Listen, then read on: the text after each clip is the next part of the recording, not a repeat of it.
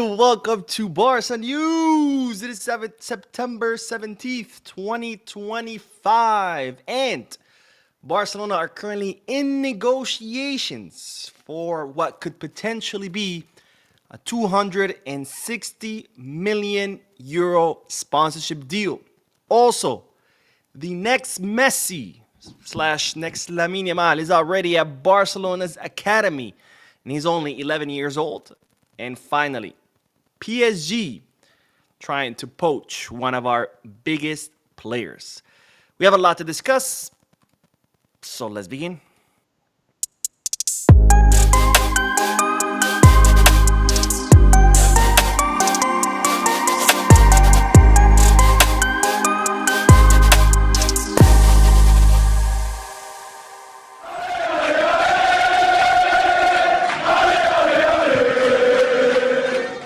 Hello everyone, welcome to the channel. My name is Mo. Well, this is the Barca News, a live podcast where not only we discuss Barcelona news, but where I also get to interact with you lovely people in the chat section by reading your comments, answering any questions, and getting the discussion going.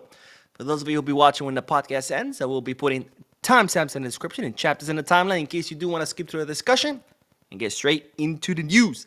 Having said all that, make sure to hit the like button, subscribe to the channel, drop a comment. All this helps this channel continue to grow. If you are looking for any Barcelona jerseys or merchandise, make sure to Goal Kits, Kitbag, or Fanatics. If you are looking to place any sports bets, make sure to bet us. All links are down below in the description.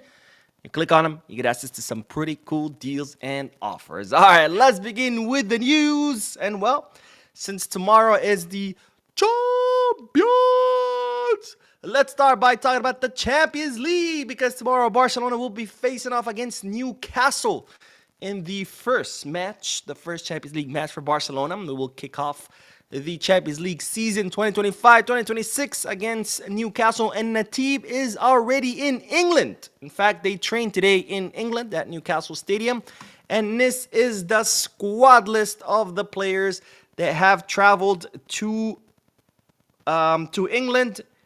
In goal, we have Joan Garcia, Wojciech Szczesny, and Diego Kochen. Defenders, Ronald Araujo, Pau Cubarsí, Andreas Christensen, Gerard Martí, Jules Koundé, Eric Garcia, and Jofre Torrents joining the fold. In the midfield, we have Pedri, Fermín López, Marc Casado, Dani Olmo, Frankie de Jong. Frankie de Jong is officially back on the squad list after that injury that he suffered during the FIFA international break, which saw him miss the match against Valencia, but he is back. Frankie de Jong is back in the squad list. And of course, Marc Bernal, who already returned to the field against Valencia during the final minutes. He returned with an assist to Robert Lewandowski, which was Lewandowski's second goal, or Barcelona's sixth goal. And then for attackers, we have Ferran Torres, Robert Lewandowski, Rafinha, Marcus Rashford, Rooney, Bardghji, and also Tony Fernandes. As you can see, of course, Lamine Yamal is not on that list because he is injured. And the goal now is for Lamine to return against PSG, which means that not only will has he missed Valencia and will miss Newcastle, he will also miss Getafe and will also miss Real Sociedad, with a goal for Lamine to be back by that PSG match. So good news that Frankie is back, but of course bad news that Lamine is not there. But of course that is not an excuse. As we've seen, we have an incredible team that, yes, of course, Lamine Yamal is a very important player. He's the most talented player that we have. But nonetheless, we have a great team, a team that is capable and should be capable of winning without Lamine Yamal. Now, it's really cool to see also the youngsters that have traveled with the team, like Tony Fernandes, Marc Bernal, and, of course, Jofre Torrents included in the squad list. And, of course, my question to you is, who do you think is going to start tomorrow? Who do you think the lineup will be? Now, if I had to guess, of course, Joan Garcia in goal. Duh. I think we'll see Koundé as a right back, Gerard Martin as a left back. Our two center backs, that's a big question, right? My bet is Pau Cubarsí and Eric Garcia because they did really well together against Valencia. But some are saying maybe Ronald Araujo, maybe Andreas Christensen, because Newcastle, of course, do have some pretty tall attackers. Their main attacker, I forgot his name, the blonde guy. I think he's almost like 2 meters tall. Like that would be what, 6'5", 6, yeah, something like that. So some are saying maybe Hansi Flick would want to put in, some a tall center back next to Cubarsí, like Christensen or maybe Araujo. I don't know. My bet is Pau Cubarsí and Eddie Garcia, but of course, I've been wrong plenty of times before because with Hansi Flick, you never know. In the midfield, given that Frankie de Jong just returned from injury, I have a feeling that Hansi Flick is going to choose Marc Casado and Pedri. Maybe with Frankie coming in later, just because he just returned from injury. Up front, I think it's going to be Fermín López as an attacking mid, especially after that incredible match he did against Valencia. Unless, of course, Hansi Flick maybe put in Fermín with the idea of resting Olmo for the Champions League. But I would go with Fermín, again, given his performance against Valencia. On the right, I don't think it's going to be Rooney Bardghji, only because, this is the Champions League. And, of course, Rooney only has one match of experience in top-flight division, and top-flight football, I'm sorry. So my guess, it's probably going to be Coutinho on the right, Marcus Rashford on the left, and then down the middle or the center forward position, Robert Lewandowski. That's my guess. Joan Garcia, Koundé, Pau Cubarsí, Eddie Garcia, Gerard Martín, Pedri, Casado, Fermín, Coutinho, Lewandowski, Marcus Rashford. I want to hear you guys' guess, so let me know in the chat section or in the comment section if you're watching this once it ends. Now, speaking of the Champions League, while we're still talking about the champions, let's look at the other matches because several teams played on yesterday and some teams also played today. But let's look at the results so far in the Champions League. First, we have PSV Eindhoven versus Union SG. PSV lost 1-3. Nobody cares. Athletic Club de Bilbao losing 0-2 to Arsenal. I was very happy about this because I despise Athletic Club after all their antics. I don't despise them as much as Real Madrid, but nonetheless, I've grown some hate towards Athletic Club de Bilbao. And speaking, of course, my number one despised club, Real Madrid, barely beating Marseille 2-1 with an incredibly controversial penalty kick, which we're going to mention in a few seconds.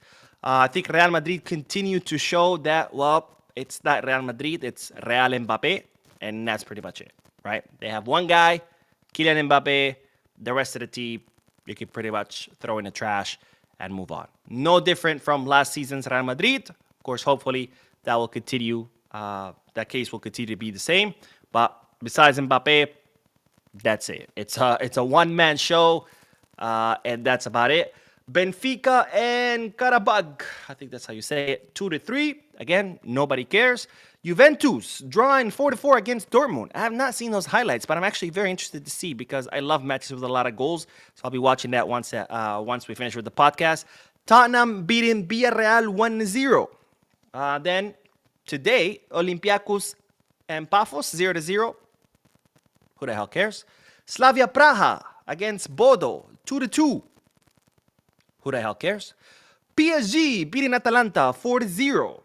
Looks like PSG, even with their injured players, starting the Champions League full throttle. And then Bayern München against Chelsea.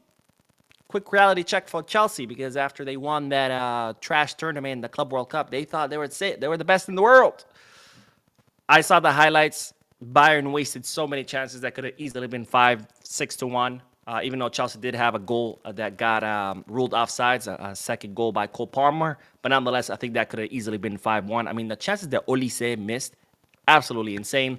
Liverpool against Atletico de Madrid, 3-2. Another match where a lot of chances were wasted. Mo Salah hit the post. He scored 2 goals, hit the post, could have had a hat-trick. During the final moments of the match, it could have been a 4th goal for Liverpool. They wasted a lot of chances. That could have easily been 5-2. But nonetheless, it was, for a moment, a close match. Liverpool were up 2-0 for most of the time. Atletico Madrid, they drew 2-2. And then towards the final minutes, there was like a million corner kick in favor of Liverpool. Finally, the last corner kick, Van Dijk hits it in. So it ends up being 3-2. I was kind of happy about this result because I've also grown to dislike, not despise, dislike Atletico Madrid. And then finally, Ajax losing 0-2 against Inter Milan. Now, tomorrow, which this is so weird. I'm not used to Champions League matches on Thursday. But tomorrow, of course, we have Club Brugge against Monaco. Who the hell cares? Copenhagen against Leverkusen. Who the hell cares? Man City versus Napoli. Frankfurt versus Galatasaray. Who the hell cares? Sporting CP versus Kairat Almaty. Double who the hell cares? And then finally, Newcastle versus Barcelona. Now, unfortunately, I won't be able to do a watch along because tomorrow I do have to work. But of course, I will be watching the match. Shh, don't tell my boss. And afterwards, I will be doing a post-match live analysis. So no watch along, but definitely a post-match live analysis. Now, I did tell you that we're going to talk about that controversial penalty kick that was awarded to Real Madrid. Again, Real Madrid, they were drawn, well, actually, they were losing 1-0 against Marseille, or 0-1, I should say. They get awarded a penalty kick. Ooh, surprise, surprise. Madrid gets a penalty kick. It ends up being 1-1. And then during the final minutes, I think it was like 80th minute, Real Madrid get awarded a second penalty. Surprise, surprise. Real Madrid gets a penalty. But look at this penalty. Now, you might say, Mo, why do we care? This is not a Real Madrid channel. You're right. But let me tell you why do I bring this up. Because this literally happened a day after Real Madrid announced that they were going to present a dossier to FIFA. Remember, we talked about this. They're preparing a dossier, a file of all the times the referees have erred against Madrid because they're such victims. Everybody's out to get them. Poor things. I don't even know how they win with so many referees being against them. And this dossier, of course, includes videos that they are planning to, well, submit to FIFA. And of course, how does this concern Barcelona? Because they're blaming Barcelona and the Negreira case. Even though, again, zero evidence that Negreira had influenced anything. Not to mention, Negreira retired in 2018. How somehow 7 years later, Negreira is still screwing Real Madrid. So this literally happens a day after Real Madrid announced that they're going to submit a dossier to FIFA to show and prove that they are victims of bad refereeing. And well, this happens. Clean tackle by the Marseille defender. Clears the ball from Vinicius. But as he's going down to the ground, his arm, as you can see here, left arm, touches the ball. Per the rules, this is not a penalty kick. A million times this has happened, and it's always ruled not a penalty kick because if you're going to the ground, your arm's natural going to go down to support you. Otherwise, you're just going to fall on your tailbone. And if the ball hits your supporting arm, it's not a penalty kick. But yet, the referee didn't even doubt half a second to award this a penalty. And the funny part, remember this one? Last season during the Clásico match? Literally the same exact play. Valverde slides. The difference is, by the way, which makes this worse, is here the Marseille defender actually gets the ball, and as a result of him getting the ball bounces and hits him in the arm. Here, Valverde never gets the ball. He just dives, and as he's going down, his support arm touches the ball. Which last season, when I covered this, a lot of people were saying, penalty, penalty. And I said, this is not a penalty because it's his arm, it's the supporting arm that hits the ball. This rule was invented only recently. I think it was 3 or 4 seasons ago. So this is not a penalty kick. But neither is this. And yet, this was awarded in favor of Madrid at the 80th minute. And of course, that's how Madrid won, because they're a pathetic team, a one-man show, Kylian Mbappe, and that's about it. But this one was not, which again, this was not penalty kick, 100%. But neither is this one. And again, I only bring this up because this literally happened a day after Real Madrid announced that they're going to submit a dossier to FIFA. The irony is hilarious. Anyways, let's start with the comment section or the chat section or whatever it's called now. And then, of course, we're going to talk about the 265 million. Is it 265? 260. 260 million euro deal that Barcelona are currently negotiating. And of course, as always, the one and only, this channel's MVP, Shane with the donation. Always supporting this channel. Shin says, what's up, bro? Save yourself the wasted time. In my advice, watching the Dortmund highlights. They blew a 4-2 lead in less than 10 minutes. At the end of the match, it was capitulation at its finest. I feel like that has become a constant theme of Dortmund. I mean, I think, was it last season or the season before that they play against Real Madrid? They were up 2-0, and then second half, they just give up. They let Madrid have the ball, and they just keep waiting, and then obviously they get scored on and they lose. I feel like that has become a special skill of Dortmund, where they're like, in the locker room right before the match begins, they're like, all right, let's see.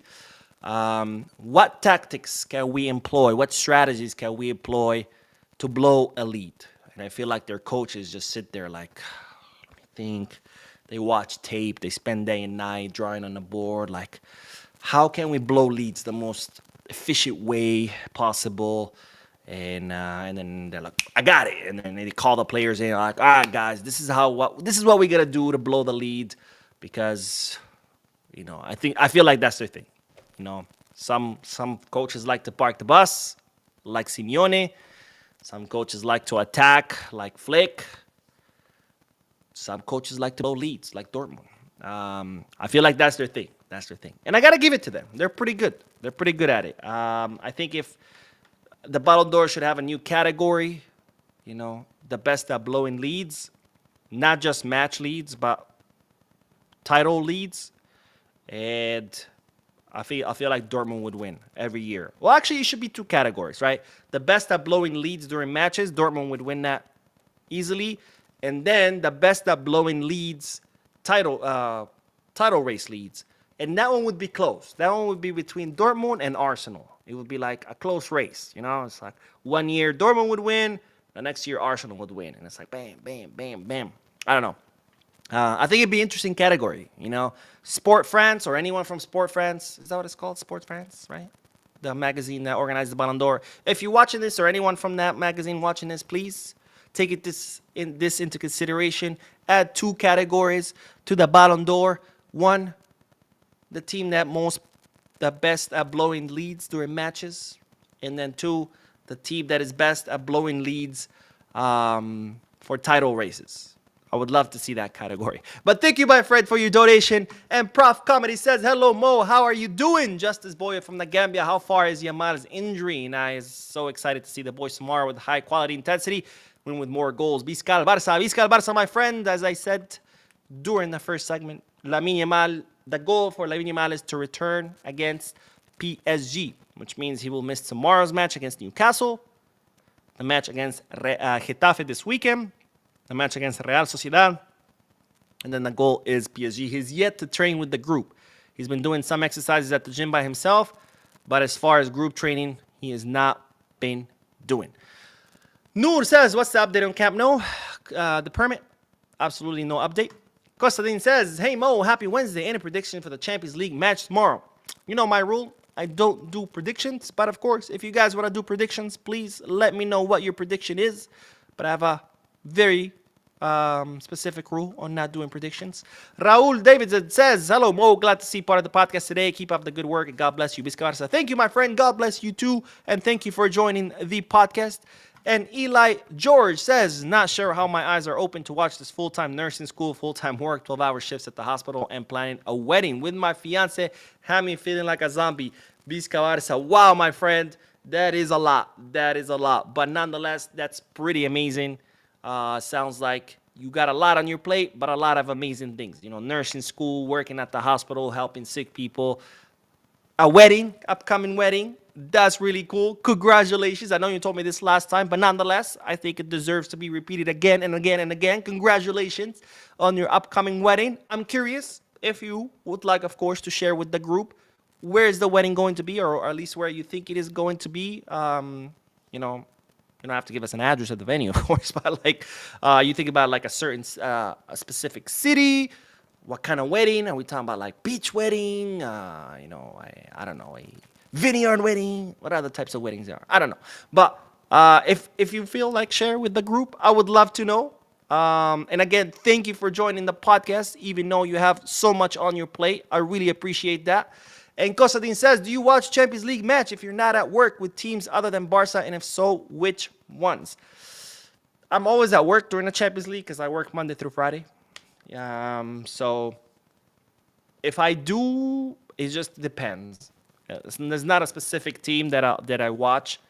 It's just if there's a match that I think is going to be good, like for example, today I was like, oh, that Chelsea Bayern match sounds like it'd be interesting. So I watch parts of it.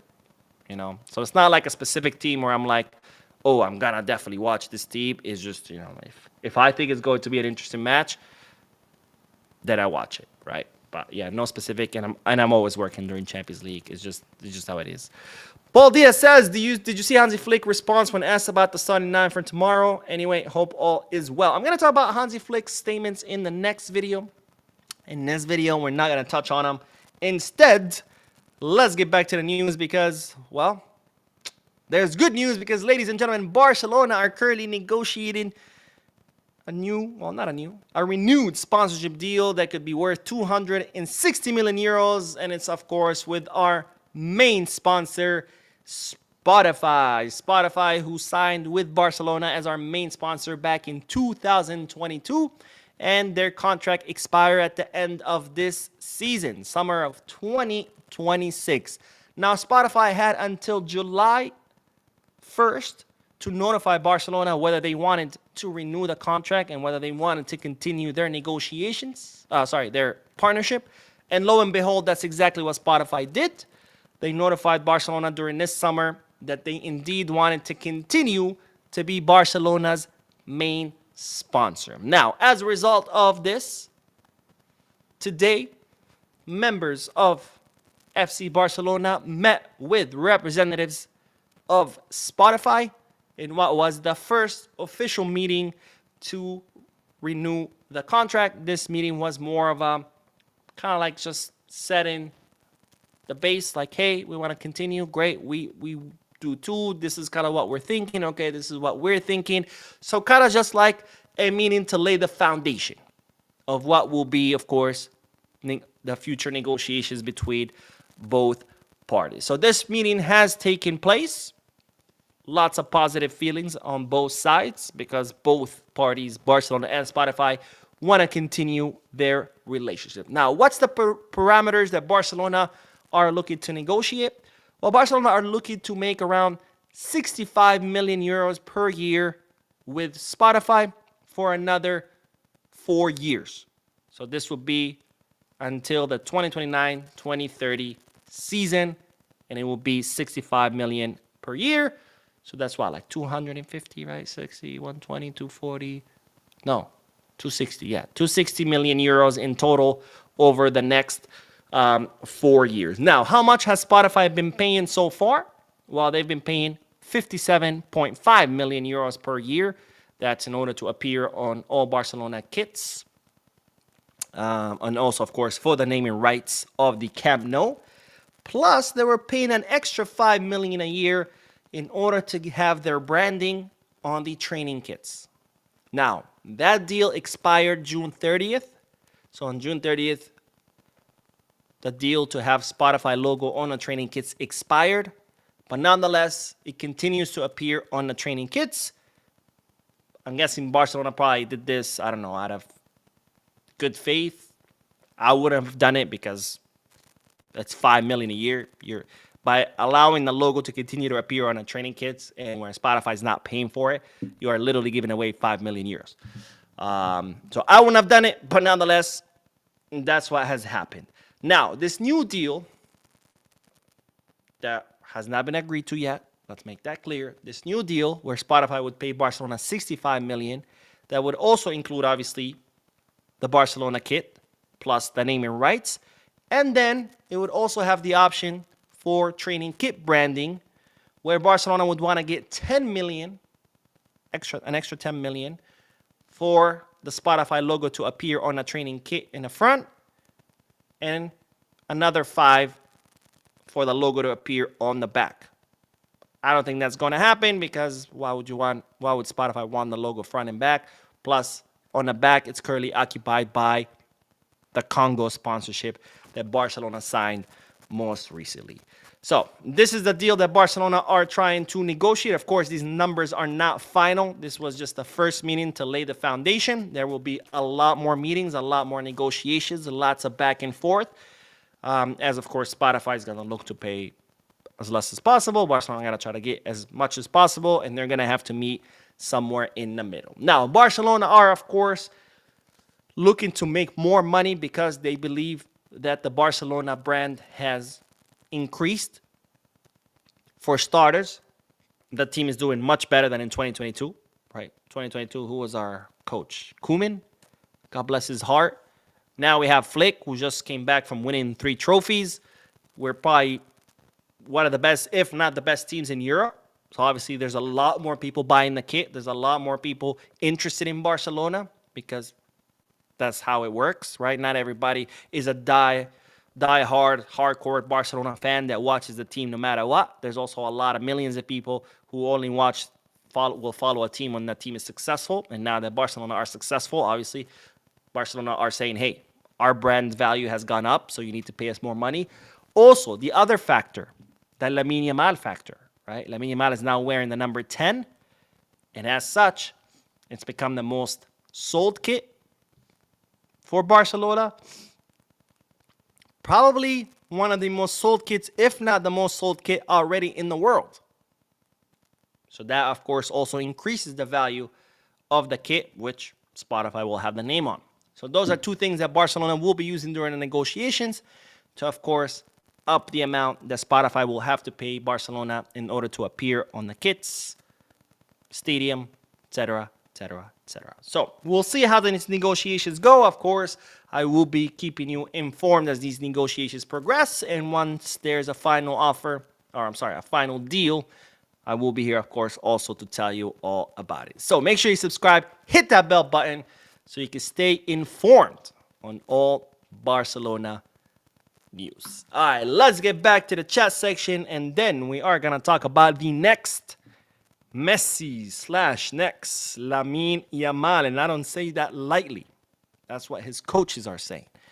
All right, let's see. Where did we leave off? Kostanin says, last game, I think Rafinha was on the right, and he was very effective. Yes, Rafinha was on the right. He came in for Rooney Bardghji, so my guess that's where he's going to start tomorrow. And Marcus Rashford on the left. Of course, there's always the chance that also we'll have Ferran on the right with Rafinha on the left and Rashford on the bench. That's also a possibility. But I have a feeling that it's going to be Rafinha on the right, Rashford on the left. We'll see what happens tomorrow. Mantis says, Mo, what's your prediction for tomorrow? It won't be easy against Walt Messi. I don't do predictions, but of course I'm curious to hear you guys' predictions. McBarca says, I would disagree, Mo. Valverde was a penalty. It stopped a goal-scoring opportunity. Gabi was waiting for the tap-in. Well, it's not about whether it stops a goal opportunity or not. It's about when you tackle your supporting arm, which means the arm that goes down to support you, to break your fall.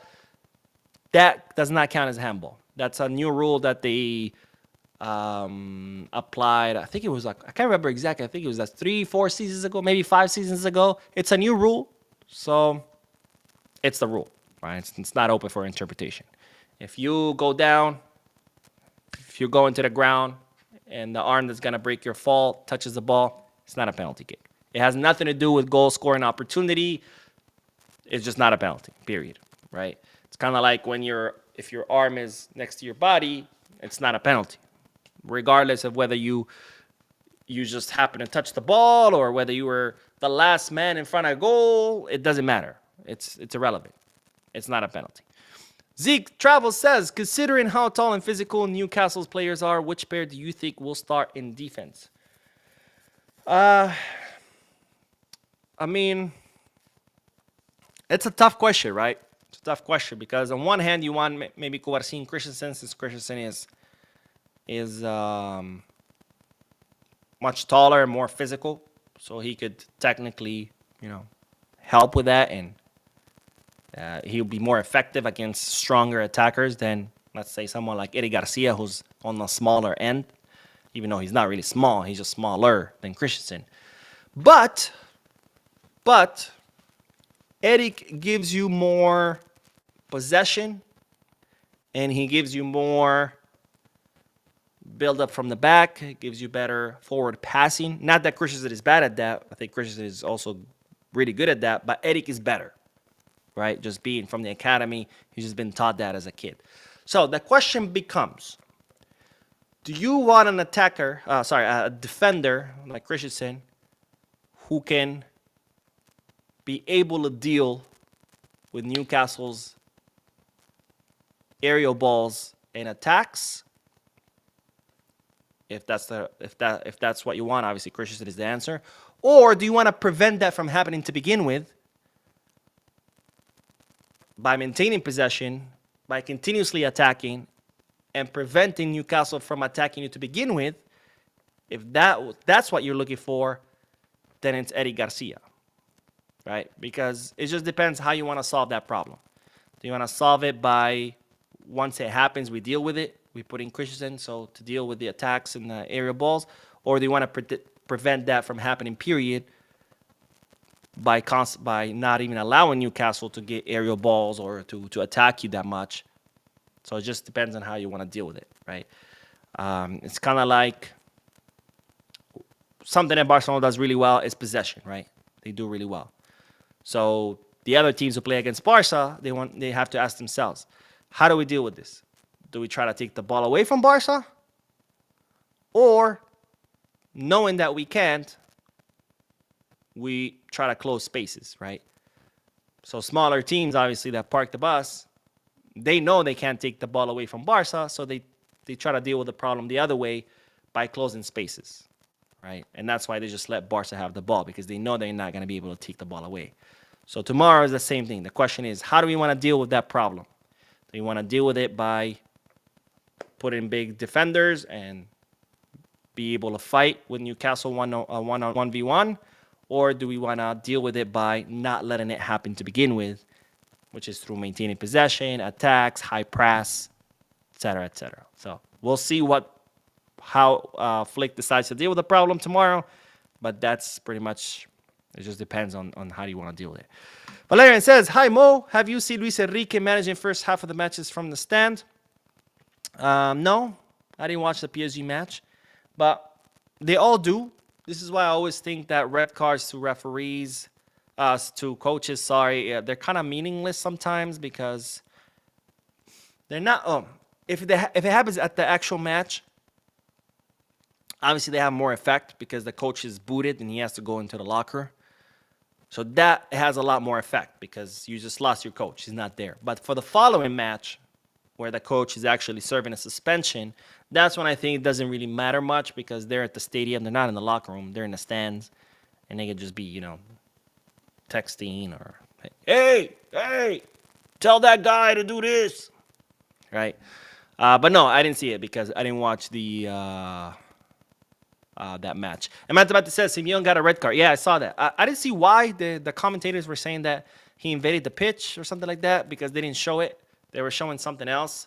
I think they were showing Van Dijk celebrating, and then when the camera pans on Simeone, he's already surrounded by security staff and a police officer, and then the screen shows red card. But I didn't really see what he did. But the commentators were saying that he invaded the pitch, which I'm not surprised. Simeone is a hothead, and I'm not surprised at all.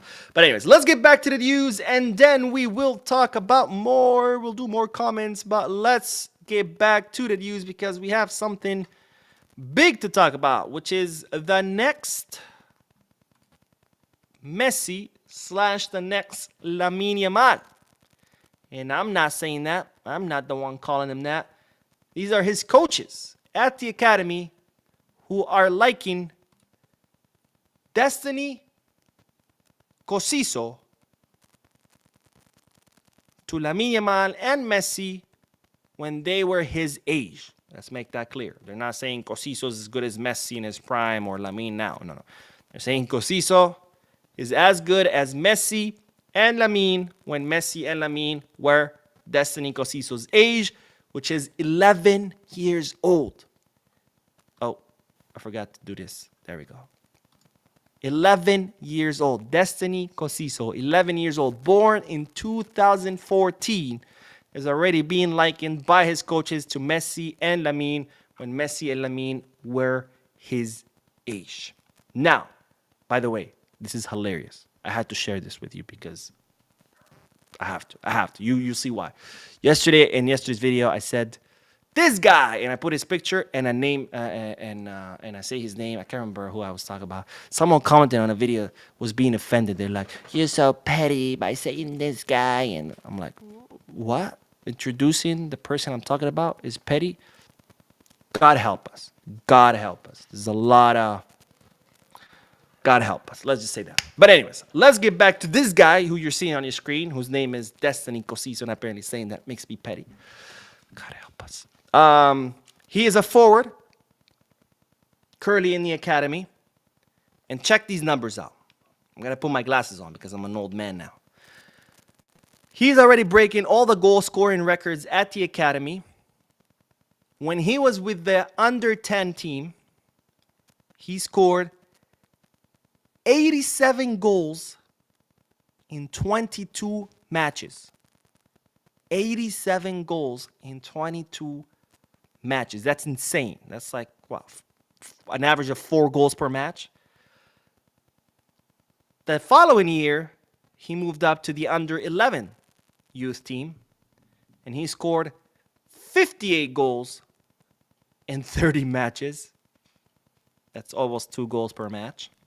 Now, he's moved up again, and he's with the Lamine team. And so far, remember, the season hasn't even begun. Well, it has, but so far with the Lamine, he has scored 31 goals in 14 matches. That's more than 2 goals per match. That's a total of 176 goals in 66 matches. Insane numbers for an 11-year-old. This is a baby. He's not even a kid. He's a baby. I mean, absolutely insane. And again, I'm not the one saying this. These are his actual coaches. They are saying Destiny Cosiso is as good as Lamine and Messi when Lamine and Messi were his age. Now, of course, when they're that young, you never know. There's a lot of times when there's little kids who are incredibly talented at their age, but then eventually they plateau. Like they're up here, everybody around their age is here. And, eventually they plateau and then the rest surpass them. It happens. It does happen. Hopefully that's not the case. Hopefully we do have our next Lamine Yamal or next Messi on our hands. And, of course, here at the channel, we'll be tracking his progress. He's only 11 years old, so I'm sure we're going to be talking about Destiny Cosiso for many, many years to come. Now, Destiny Cosiso comes from a long lineup of footballers. He is the son of Ejike Pascal, who was a football player. And the 2 guys next to him, they are his brothers. One is 16 years old, David Obina. I'm guessing it's the guy to the right. I'm not 100% sure. But David Obina, he's 16. He used to be at the Barcelona Academy. Now he plays at the Cornellà Academy. The other guy, his other brother, is Divine Ikena. He's 15 years old, and he's also at the Barcelona Academy. I mean, talking about a blessed family. Father is a football player. All 3 sons are football players. And, well, Destiny Cosiso looks like could be our next Lamine Yamal or next Messi. Now, Cosiso is represented by Pini Zahabi, which, of course, is good news because Pini represents Lewy, Hansi Flick, and, of course, very good friend of John Laporta. So that it might seem irrelevant, but it's not, because it's always good to have players represented by people who have really good relationship with the board, because that, of course, increases the chance of the player staying, right? Because if he's scoring these kind of goals, you better believe that other clubs are going to be coming for Destiny Cosiso. All right, let me know if you've heard of Destiny Cosiso. Let me know if you've seen him play in the chat section. And speaking of the chat section, well, let's get back to the chat section. And then we're going to talk about Alexia Putellas, another great player. Momo says, hi Mo, my prediction for tomorrow game is Barca 3, Newcastle 1. Visca Barca sempre. Amen, my friend. Mike Valencia says, interesting topic. The CEO of Spotify is investing millions in murder drones used for war. I love my Spotify streaming app, but I don't know how I feel about that. Thoughts? I actually had no idea about that. Thank you for bringing that up. Now I have homework to do. I'm going to look that up. I can't really give an opinion because I don't know anything about it, right? You just told me, and that's as far as my information goes. But thank you for bringing that up. I'll definitely be looking that up afterwards, and then I'll be able to form a better opinion. El Dano says, hey Mo, I'm glad to catch up with you live broadcast. I'm from Cameroon. God bless you, bro. God bless you, my friend. Thank you for catching the live. And Carlos says, I think if the deal stays the same, it's still good with the amount of money we bring in with the special edition Spotify jerseys is insane. We love this partnership. No, I'm not in favor of staying at the same. You cannot just leave money on the table. Business is business, right? Just because you have good relationship with a certain business or a company, or just because, I feeling generous, there's no such thing, right? Business is business, and in business, you have to, maximize your profits, maximize your revenue. And no, I don't believe 1 second that we should be leaving money on the table. We're talking about from 57 million to 65. That's 8 million euros per year. Times 4, we're talking about 32 million euros. That's not chump change. No, we should not be leaving 32 million euros on the table. That's insane, especially because the club is broke. Even if the club was the richest club in the world and has zero debt, you do not leave 32 million euros on the table. You just don't. And the fact is that the Barcelona brand has increased. The team is a lot more successful. We have Lamine, who is selling kits like hot bread. No, we should not be the same. Absolutely not. If you buy a decrepit house that's abandoned, it's full of rats and cockroaches, and the ceiling has holes in it, and there's leaks, and you do a complete remodel. You rip the roof out, you install brand new roof, new water pipes, new electric lines, new walls, new floors, new windows, new doors. You completely fix the fence, the backyard, the front yard. You modernize the house. You put, solar panels. Everything is controlled with touch screens. And then someone comes and be like, you should sell it for the same amount you bought it. Would that make sense? Absolutely not. Eli George says, thanks, dude. The wedding is Italian-style vineyard in the Overlook Hills in Tennessee. That's absolutely amazing. I've always said vineyard weddings. I always said I wanted a vineyard wedding. I think vineyard weddings are incredibly elegant. So that's pretty amazing. When is it? I'm guessing next summer. Maybe not. Let me know. But that is really cool. That is really, really cool. Chamod says, hey Mo from Canada, love your videos and keep up the good work. Would you happen to know a paid streaming service which would broadcast La Liga and Champions League matches Visca Barca? Unfortunately, I don't, because I think in Canada it's also ESPN Plus that streams La Liga. And the Champions League, I don't know who streams the Champions League in Canada. I imagine it's the same because, it's Canada and the US. Usually it's the same service providers in both. And of course, the Champions League is Paramount Plus. So unfortunately, I don't know of one that does both. I'm sure there's some kind of jailbroken type service that you could get, but no, I pay for both. Actually, what I do is when the Champions League ends or Barcelona gets, like in the case of last season, they got eliminated, I just stopped paying the Paramount Plus. And I haven't even reactivated it. I'm going to reactivate it tomorrow. So that's how kind of I avoid paying to streaming services. The Champions League is a lot shorter than the actual season. So I'll reactivate it literally on the day of Barca's first match. And I deactivate it once our season ends, which hopefully this time around, it will be once we win the final. One more, and then we'll go back to the news. El Dino Barca Boy says, Mo, I really hope Laporta wins the upcoming election because with him as president again, our beloved club is sure to come back from every nightmare. I can't say that's for sure, but we'll see, right? I'm not one to just be like, I want this guy to win. I want to see all the candidates. I want to see all the candidates. I want to hear them out. And if Laporta has the best campaign and the best strategy and plan, then sure. But this whole blindly voting for someone without even knowing what the opposition has to offer, I'm not advocate of that at all. Not in Barca elections, not in presidential elections, not in congressional elections, not in city elections. That should never be the case. And you should vote. Your vote should be an informed vote, period. Doesn't matter if it's Barcelona or your local politics. You should always look at all the candidates, research them, look up their track record, listen to what they're offering, what their plan is, and then vote. This whole like, oh, I'm just going to vote for this guy and I don't even know what's going on.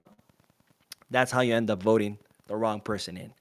All right, let's do the last bit of news and then we'll do more comments because we do have to talk about the greatest female player in the world, Alexia Putellas, our 31-year-old midfielder, our captain, the captain of the Barca Femini, the two-time Ballon d'Or winner, and of course, the Women's World Cup winner with Spain, Alexia Putellas, because PSG are going all out for her. They're trying to poach her away from Barcelona. Now, the women transfer market has not closed yet. There's 2 days left. Well, I guess 1 day since technically now it's Thursday in Spain.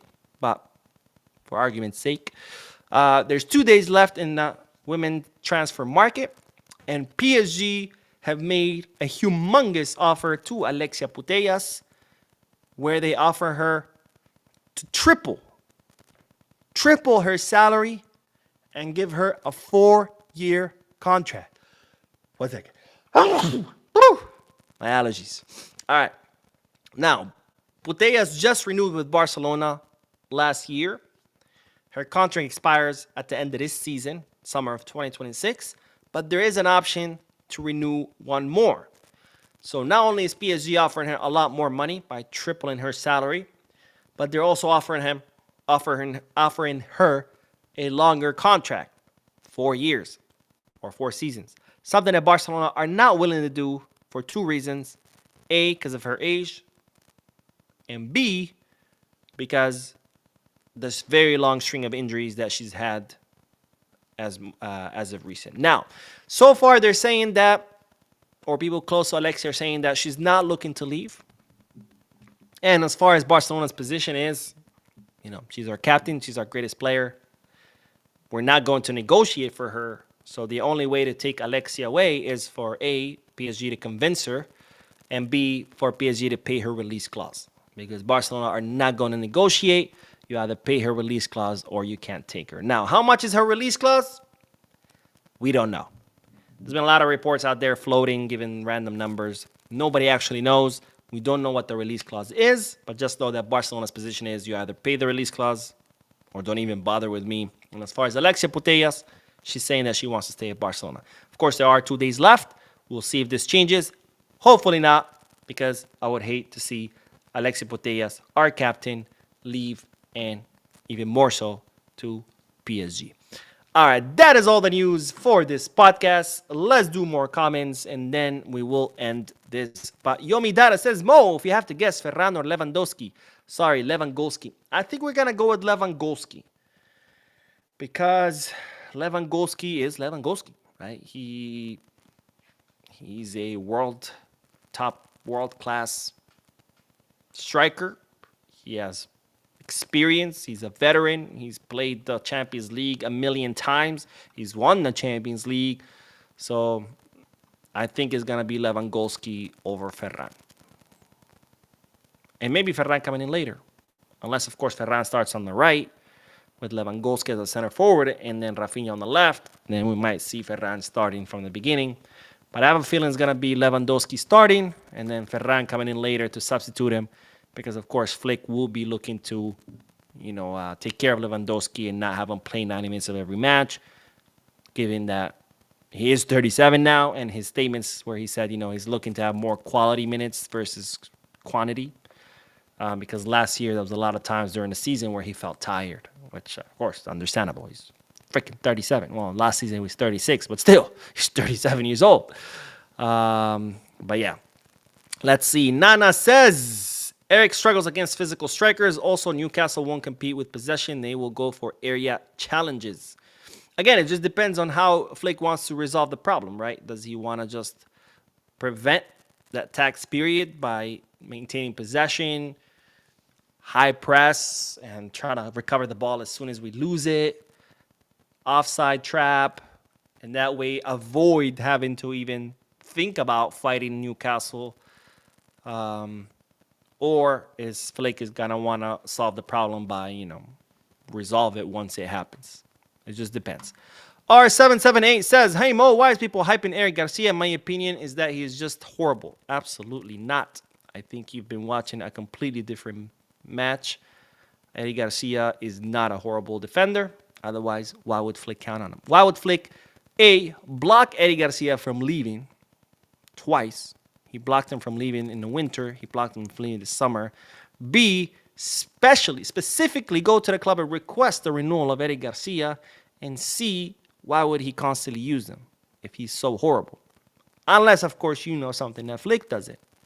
In that case, I'm all ears. Let me know. Mark says, I know you're not a big FIFA guy, but they must have something versus Salma Parayuelo. Last year, she was third in Ballon d'Or and got 79 rated cars. She did it again, and they only upgraded her to 84 this year. I still don't understand how those ratings work. It's like some crazy formula where if you blow your nose during a full moon and while you're doing it, you happen to fart, then you go up 10 points. But if it's a shart instead of a fart, you go down 7 points. I don't know. It's like some crazy fucking formula that I still don't understand. Joshua OA says, I think tomorrow's should be a pairing of Araujo and Christensen. Physically for Araujo and Premier League experience for Christensen. I feel like Fermin Casado should start as well. Yeah, it's possible. After all, Araujo and Christensen were the starting pair for 2 seasons together, so they're very familiar. Was it 2 seasons? Yeah, right? The 2 seasons. Or was it 1 season that they were? No, maybe it was just 1 season. The season where they won La Liga. Where we won La Liga, it was Christensen and Araujo. So technically, yes, they could play together. But would I trust Araujo? I don't know, man. I would rather, if we want to go the physical route, I would rather Christensen and Cubarsí versus Araujo and Christensen. But again, it might be a Christensen and Araujo. It might work out wonders. After all, they won La Liga together. So it's not completely crazy. But anyways, that is all, ladies and gentlemen. Thank you so much for tuning in. If you haven't hit the like button yet, make sure you do. If you haven't subscribed yet, make sure you do. And if you want to let me know your thoughts, your opinions about everything we talked about, drop a comment. I will see you guys later. And as always, Visca Barça.